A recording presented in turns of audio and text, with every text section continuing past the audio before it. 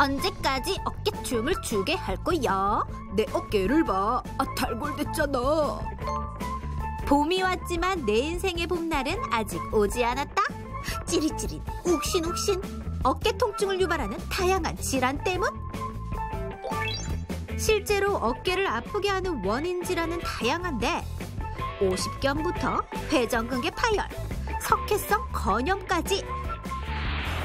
톡톡 건강 토크. 오늘은 어깨 통증을 일으키는 대표 질환들에 대해 알아보고 이제라도 어깨 쭉 펴고 살자. 네, 살면서 누구나 한 번쯤은 어깨 통증을 겪게 되는데요.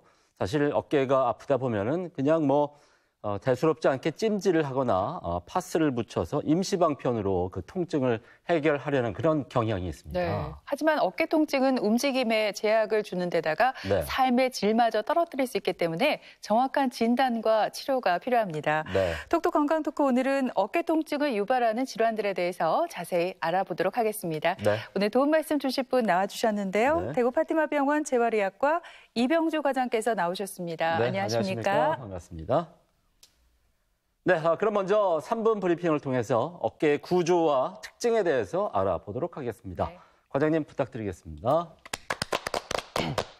네, 어깨 통증은 살면서 어떤 사람이든 한 번쯤은 경험해 볼 수 있는 그런 증상이 되겠습니다. 그래서 우선 어깨 통증을 제대로 이해하기 위해서 해부학적인 구조를 살펴보도록 하겠습니다.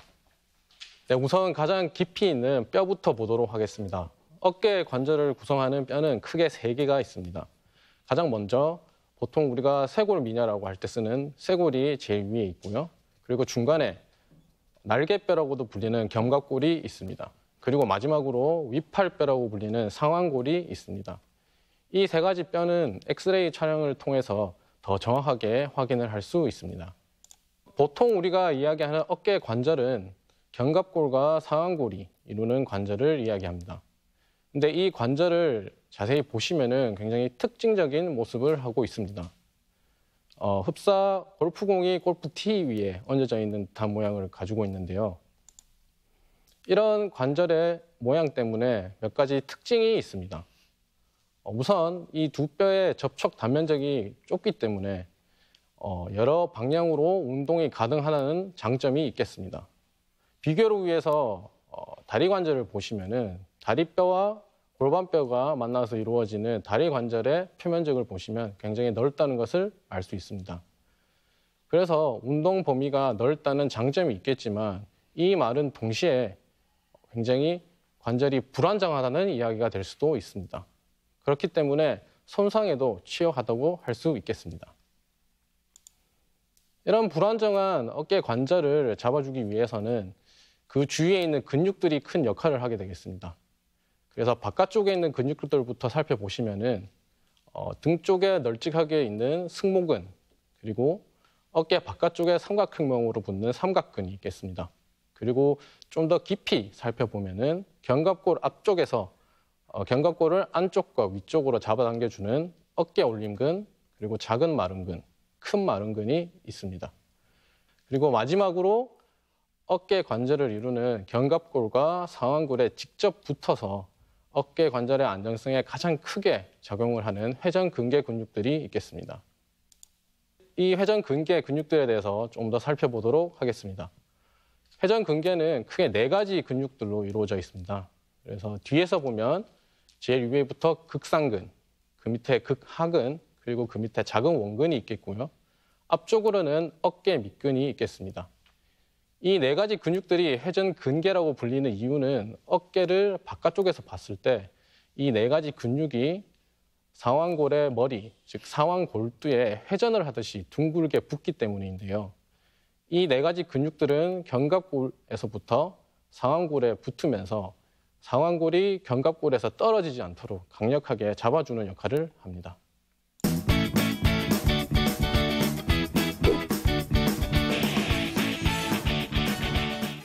네, 어깨 통증은 누구에게나 흔하게 생기는 질환이고 보통 어깨가 아프면 50견이겠지 그렇게 생각들을 하시거든요. 그렇죠. 근데 과장님 실제로 어깨 질환 가운데 가장 흔한 게 회전근개 파열이라고요? 네, 맞습니다.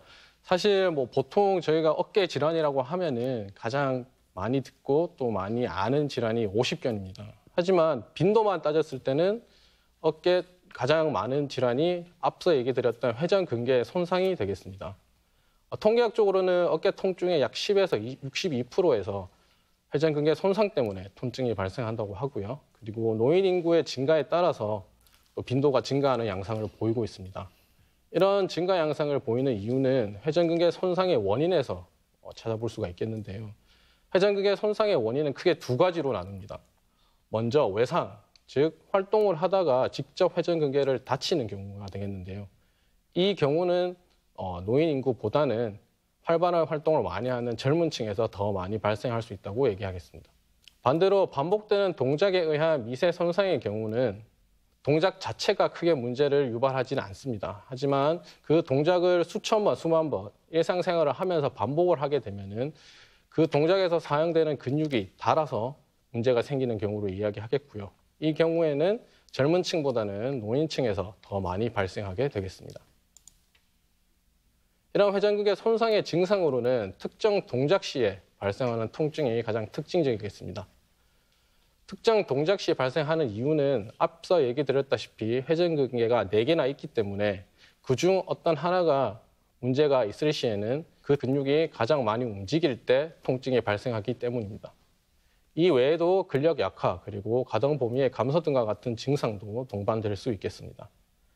회전근개 손상은 손상 정도에 따라서 힘줄이 조금 부어있는 건병증에서부터 힘줄이 약간 찢어져 있는 부분 파열, 그리고 더 진행이 돼서 다 찢어진 전층 파열까지 진행이 될 수 있겠습니다.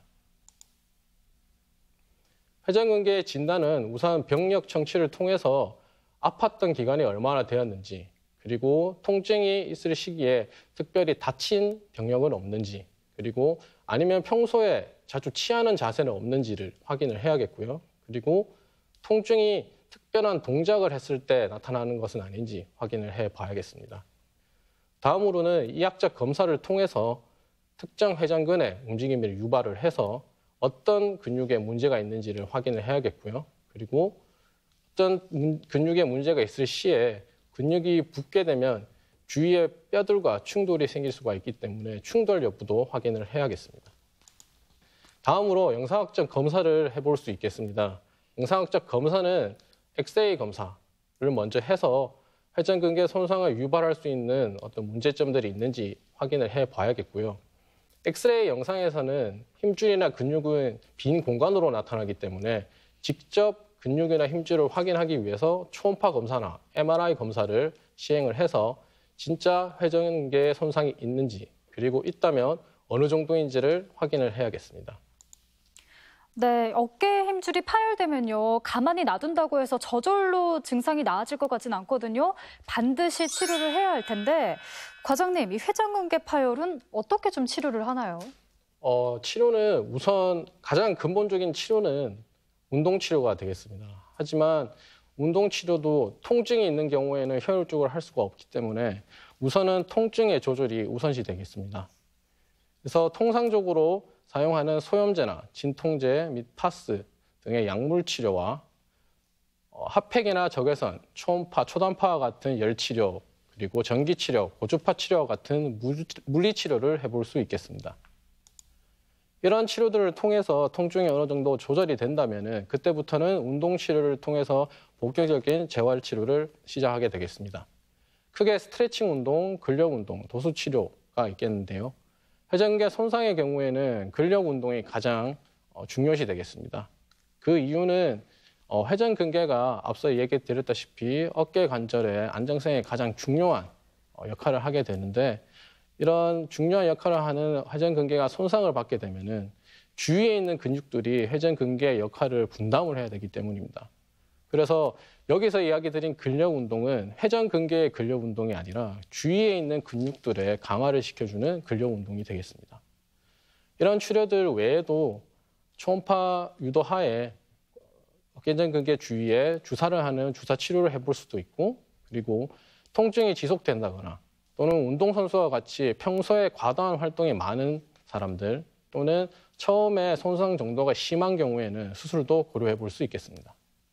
또 어깨 통증 하면 진짜 50견을 빼놓으면 섭하잖아요. 잘 아시겠지만 이 50대에 많이 발생한다고 해서 이제 50견이라는 명칭이 붙었는데 제 개인적인 생각으로는 이제 50견의 이름이 뭐 30견, 40견으로 바뀌어도 될 것 같아요. 왜냐하면 제가 듣기로 30, 40대한테도 네, 많이 맞습니다. 발생된다고 들었거든요. 네.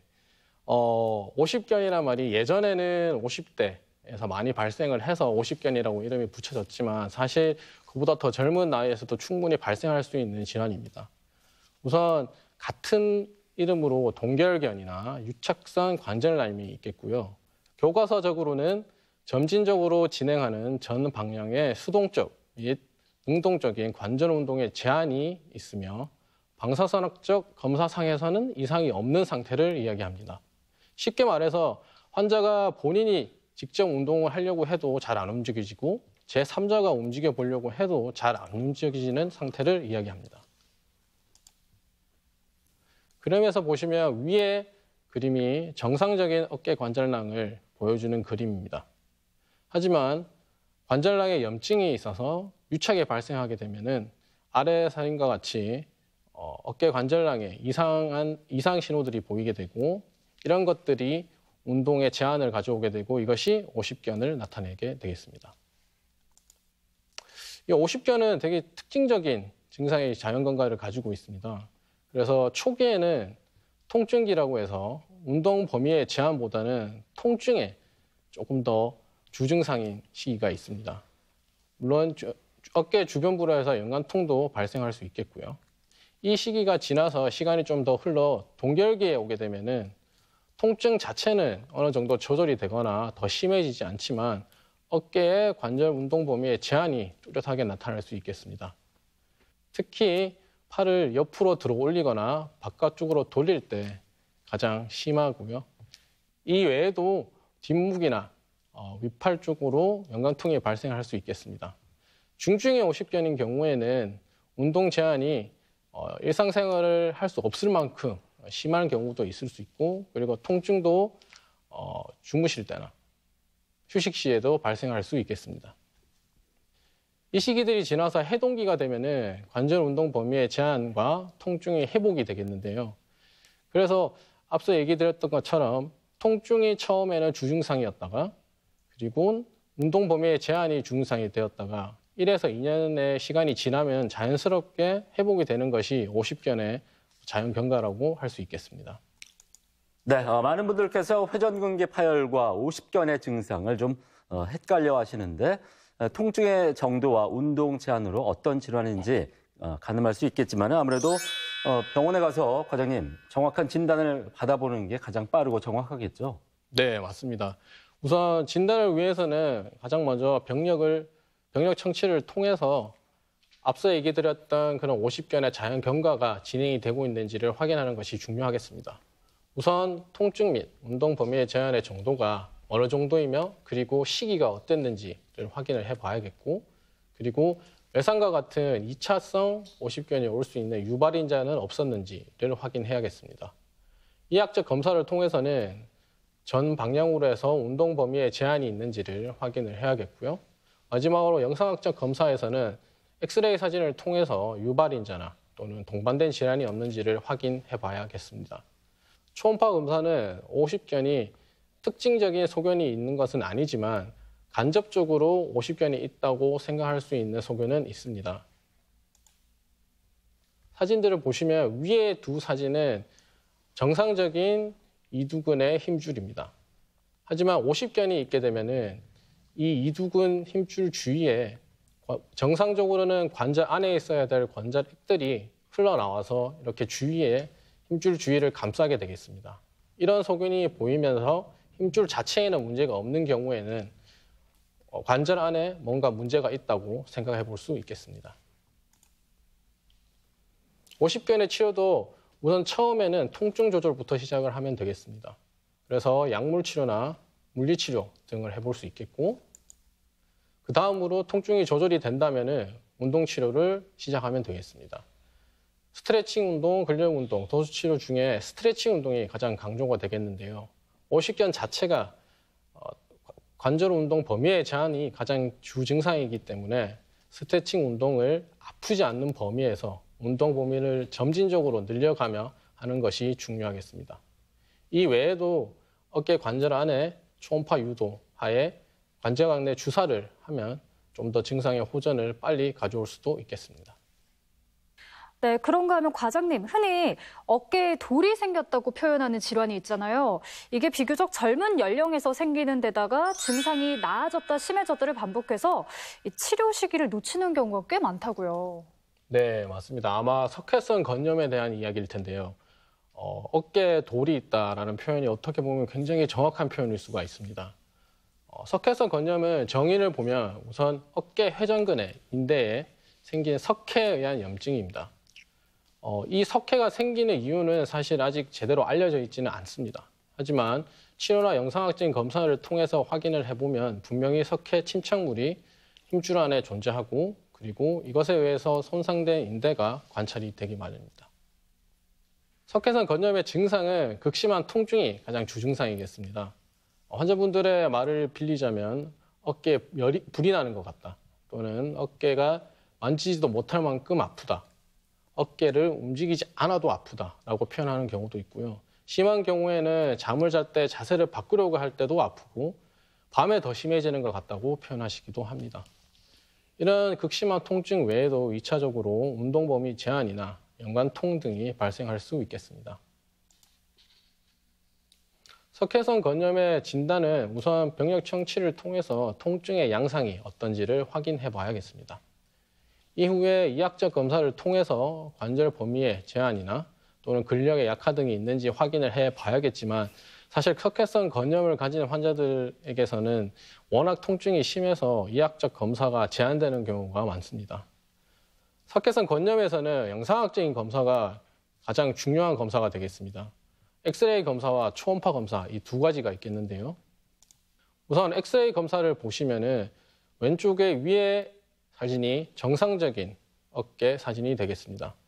보시면 앞서 얘기 드렸던 어깨 뼈들이 보이고 어깨 뼈와 뼈 사이의 공간에는 힘줄과 근육들이 존재하게 되겠습니다. 하지만 밑에 사진들을 보시면은 빈 공간들로 있어야 되는 공간에 하얀 신호들이 관찰됩니다. 이 하얀 신호가 바로 석회 덩어리가 되겠는데요. 이런 엑스레이에서 관찰되는 석회 덩어리들은 간혹 그 석회에 형성되는 시기에 따라서 관찰이 되지 않을 수도 있습니다. 이런 경우에는 초음파 영상을 통해서 확인을 해볼 수 있겠는데요. 오른쪽에 있는 초음파 영상을 보시면은 화살표에 있는 둥그스름한 모양의 신호가 바로 석회 덩어리라고 할 수 있겠습니다. 석회성 건염의 치료는 통증이 극심한 만큼 통증 치료가 주가 되겠습니다. 그래서 우선 약물 치료 및 물리 치료를 시도해 볼 수 있겠고요. 이런 치료가 말이 잘 듣지 않을 때는 다른 치료들을 몇 가지 적용해 볼 수 있겠습니다. 우선 오른쪽 사진과 같이 이런 기계를 사용해서 체외에서 충격을 주는 체외 충격파 치료를 해볼 수 있겠고요. 그리고 초음파 유도 하에 힘줄 주위로 스테로이드 주사를 하는 주사 치료를 해볼 수 있겠습니다. 앞선 치료들을 해서도 통증의 호소가 잘 없는 경우에는 마지막으로는 세척 허브기술을 해볼 수 있겠습니다. 세척 허브기술이란 석회 자체에 주사 바늘을 찔러서 그 주사 바늘 끝으로 석회를 깬 후에 그 공간에 생리식염수를 넣었다 뺐다 하면서 세척을 해주는 시술이 되겠습니다. 이 시술을 성공적으로 했을 경우에는 밑에 사진처럼 주사기 안에 뿌옇게 석회 덩어리들이 관찰될 수 있지만 사실 이 시술 같은 경우에는 석회 덩어리가 너무 단단한 경우나 너무 큰 경우에는 하기가 어렵기 때문에 최종적으로 해볼 수 있는 시술이라고 할 수 있겠습니다. 네, 이렇게 어깨 통증을 일으키는 여러 가지 질환들에 대해서 알아봤습니다. 네. 교수님, 어깨 질환은 재발이 자주 된다고 들었습니다. 그런 만큼 치료 후에도 재활 운동을 꾸준히 하는 게 중요하다고요? 네, 맞습니다. 앞서 얘기를 드렸지만 각 치료들의 근본적인 치료들은 운동치료, 즉 재활 치료가 되겠는데요. 물론 제가 회전근개 손상에서는 근력 운동이 중요하다. 50견의 치료에서는 스트레칭 운동이 중요하다라고 이야기를 드렸지만 사실 모든 질환에서 이 두 가지 운동을 다 병행을 하는 것이 중요하겠습니다. 그래서 지금부터는 몇 가지 집에서 간단하게 해보실 수 있는 그런 운동들을 몇 가지 설명해 드리도록 하겠습니다. 우선 스트레칭 운동입니다. 가장 먼저 코드만 운동이라고 해서 우선 자세는 상체를 조금 앞으로 숙인 상태에서 운동을 하려는 팔을 밑으로 편안하게 떨어뜨린 후에 반대쪽 팔은 의자나 책상 등을 짚어서 몸을 지탱하게 됩니다. 이 자세에서 팔을 시계 방향 또는 반시계 방향, 그리고 위로, 아래로, 그리고 좌로, 우로 해서 운동을 하게 되겠습니다. 이 운동을 할 때 중요한 점은 통증이 없는 범위에서 운동을 해야겠고, 그리고 점진적으로 운동 범위를 늘려가야 된다는 이 두 가지 원칙을 꼭 지켜야 되겠습니다. 다음으로 지팡이 운동입니다.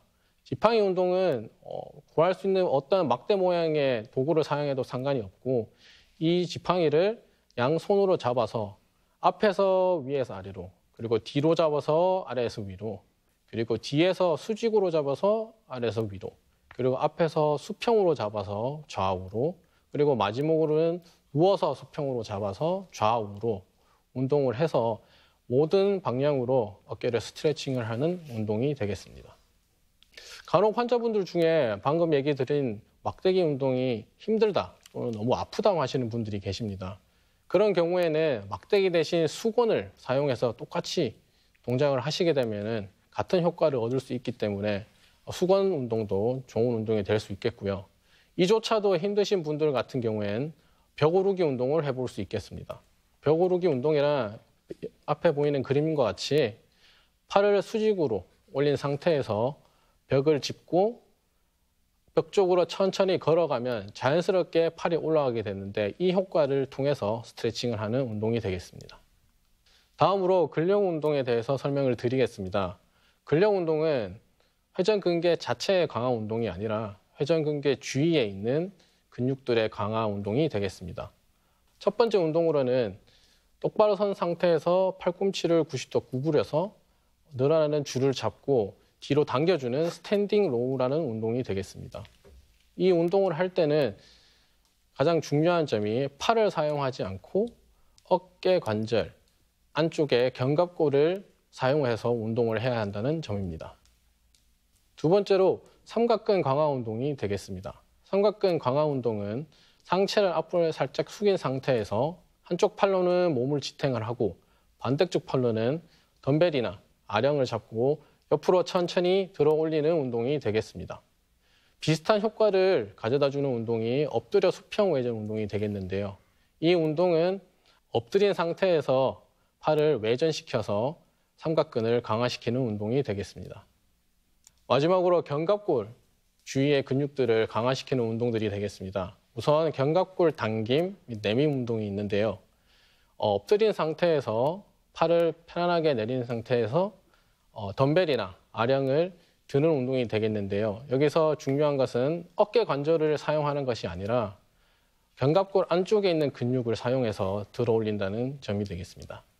비슷한 효과를 줄 수 있는 운동으로 견갑골 조절 운동이 있겠습니다. 이 운동은 완전히 엎드린 상태에서 양팔을 옆으로 편안하게 내린 다음 어깨 관절을 움직이지 않은 상태에서 견갑골 안쪽에 힘을 주어 팔 전체를 위로 들어 올리는 운동이 되겠습니다. 앞서 이야기 드린 내용들을 요약해 보도록 하겠습니다. 우선 회전근개 손상은 다치거나 닳아서 발생하는 질환이고 특정한 움직임 시에 통증이 유발되겠습니다.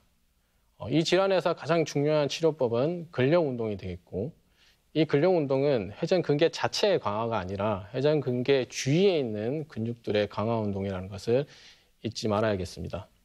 두 번째로 오십견은 안 써서 생기는 질환이 되겠고, 보통 모든 방향으로의 수동적 및 능동적인 운동 범위의 제한이 오게 되겠습니다. 여기서는 가장 중요한 치료가 스트레칭 운동이 되겠고, 스트레칭 운동을 할 때는 항상 통증이 없는 선에서 점진적으로 운동 범위를 넓혀가는 것이 중요하겠습니다. 마지막으로 석회성 건염은 갑자기 극심한 통증이 발생하는 경우에 의심을 해볼 수 있겠고, 여기서는 통증의 조절이 가장 중요하기 때문에 약물이나 주사 치료를 통해서 통증 조절을 하는 것이 가장 중요하겠습니다.